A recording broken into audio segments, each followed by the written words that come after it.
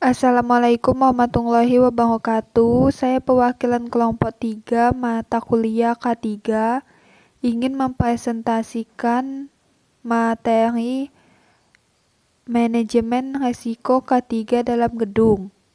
Langsung saja. Pengertian risiko adalah sesuatu yang berpeluang untuk terjadinya kematian, kerusakan, atau sakit yang dihasilkan karena bahaya. Manajemen risiko adalah organisasi yang dapat menerapkan metode pengendalian risiko apapun sejauh metode tersebut mampu mengidentifikasi, mengevaluasi, memilih prioritas, dan mengendalikan risiko dengan melakukan pendekatan jangka pendek dan jangka panjang. Langkah pengelolaan risiko. Langkah pertama, identifikasi bahaya. Adakah peraturan atau standar yang harus diidentifikasi? Tidak. Langkah kedua, identifikasi bahaya. Ikuti informasi yang ditentukan. Langkah 3, menetapkan pengendalian. Langkah 4, menerapkan pengendalian. Langkah 5, pemantauan dan tinjauan. Sumber-sumber penyebab risiko. Menurut sumber-sumber penyebabnya, risiko dapat dibedakan sebagai berikut. 1. Risiko internal, yaitu risiko yang berasal dari dalam perusahaan itu sendiri. 2. Risiko eksternal, yaitu risiko yang berasal dari luar perusahaan atau lingkungan luar perusahaan. 3. Risiko keuangan adalah risiko yang disebabkan oleh faktor-faktor ekonomi dan keuangan seperti perubahan harga, tingkat bunga, dan mata uang. 4. Risiko operasional adalah semua risiko yang tidak termasuk risiko keuangan. Risiko operasional disebabkan oleh faktor-faktor manusia, alam, dan teknologi. Manajemen risiko kesehatan dan keselamatan kerja atau K3.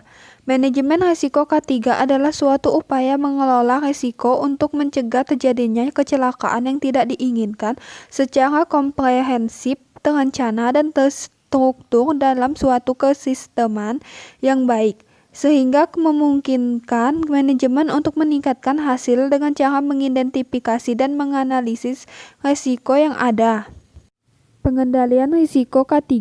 Pengendalian risiko merupakan langkah penting dan menentukan dalam keseluruhan manajemen risiko. Pengendalian risiko berperan dalam meminimalisir atau mengurangi tingkat risiko yang ada sampai tingkat terendah atau sampai tingkatan yang dapat ditolerir. Cara pengendalian risiko dilakukan melalui A. Eliminasi adalah pengendalian ini dilakukan dengan cara menghilangkan sumber bahaya atau hazard. B. Substitusi adalah mengurangi risiko dari bahaya dengan cara mengganti proses input dengan yang lebih rendah risikonya. C. Engineering adalah mengurangi risiko dari bahaya dengan metode rekayasa teknik pada alat, mesin, infrastruktur, lingkungan, atau bangunan.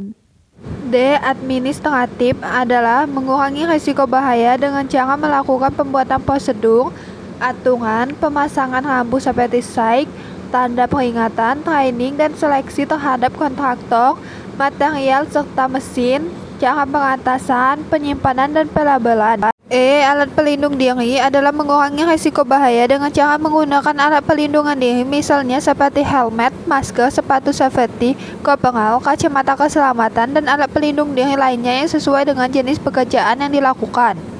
Selanjutnya, analisis level risiko. Dari hasil pengolahan data, penggolongan matriks risiko diperoleh satu variabel dengan level risiko yang sangat tinggi atau very high risk pada pekerjaan struktur atas, yaitu material terjatuh dari ketinggian dan menimpa pekerjaan.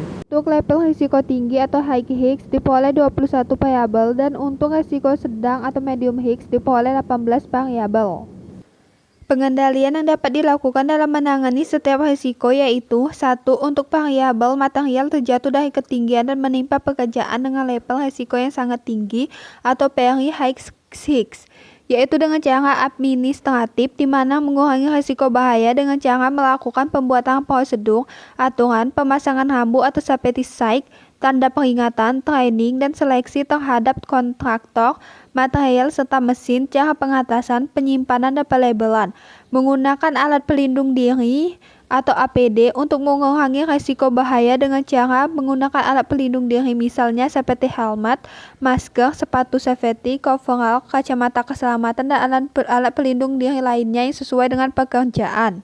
Penanganannya dengan mengurangi, mendanai, menanggulangi, dan mengalihkan risiko ke pihak lain seperti asuransi serta pihak lain yang berhubung langsung. 2. Untuk 21 variabel dengan level risiko tinggi atau high risk, pengendalian risiko K3 dengan cara engineering atau administratif dan menggunakan alat pelindung diri atau APD. Penanganannya dapat mengurangi, mendanai, menanggulangi, dan mengalihkan risiko ke pihak lain seperti asuransi serta pihak lain yang berhubungan langsung. 3. Untuk 18 item variabel risiko yang diperoleh dengan level risiko sedang atau medium high, penanggulangannya dapat dilakukan dengan engineering, administratif, dan menggunakan alat pelindung diri atau APD. Penanganannya dapat mengurangi, mendanai, menanggulangi, dan mengalihkan risiko ke pihak lain seperti asuhan serta pihak lain yang berhubung langsung. Baiklah, mungkin ini saja hasil presentasi dari kelompok kami dan ada saran. 1. Perusahaan dapat memperhatikan penerapan K3 yang baik bagi pekerjaan agar tidak terjadi hal-hal yang dapat menimbulkan risiko yang sangat tinggi. 2. Perusahaan dapat melakukan pemeriksaan yang rutin terhadap pekerja, alat, dan berbagai hal yang menyangkut kesehatan keselamatan K3. 3. Pekerjaan dapat mengikuti setiap instruksi ataupun aturan yang dilakukan oleh pihak manajemen secara berkesinambungan. Selanjutnya saya akan menutup hasil presentasi hari ini. Kepada Allah saya mohon ampun, dan kepada teman-teman semua dan Bapak Ibu dosen saya meminta maaf jika ada kesalahan kata ataupun pengucapan. Terima kasih telah menonton. Wassalamualaikum warahmatullahi wabarakatuh.